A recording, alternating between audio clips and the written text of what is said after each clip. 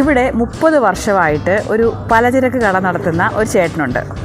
ഈ ചേട്ടൻ്റെ കടയുടെ മുമ്പിലേക്ക് 30 വർഷത്തോളമായിട്ട് ഇവിടെ ചെറിയ ചെറിയ ധാന്യങ്ങൾ കഴിക്കാനും കുറിക്കാനും ഒക്കെ ആയിട്ട് പ്രാവുകളായിരുന്നു എത്തിക്കൊണ്ടിരുന്നത്. 35 വർഷം കൊണ്ട് കച്ചവടമുണ്ട്. അത് 30 വർഷം പ്രാവ് വരുമായിരുന്നു. അത് 50 പ്രാവ് വരെ വന്നുകൊണ്ടിരുന്നതാണ്. അതിന് അരിയിട്ട് കൊടുത്താൽ മതിയാണ്.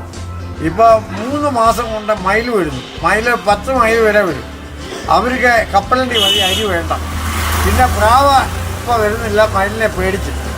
ശരിക്കും പറഞ്ഞാൽ ഒരു 50-100ഓളം പ്രാവുകൾ എത്തുമ്പോഴത്തേക്ക് ഈ ചേട്ടൻ ഇങ്ങനെ ആ പ്രാവുകൾക്ക് അതിന് തീറ്റ കൊടുക്കും. അതിൻ്റെ ഒരു സന്തോഷം പറയാതെ വയ്യ. പക്ഷേ ഇപ്പോൾ കഴിഞ്ഞ കുറച്ച് ദിവസമായിട്ട് ഒരു 2-3 മാസമായിട്ട് ഈ പ്രാവുകൾക്ക് പകരം മയിലുകളാണ് ശരിക്കും പറഞ്ഞാൽ ഈ സ്ഥലം മുഴുവൻ കീഴടക്കിയിരിക്കുന്നത്.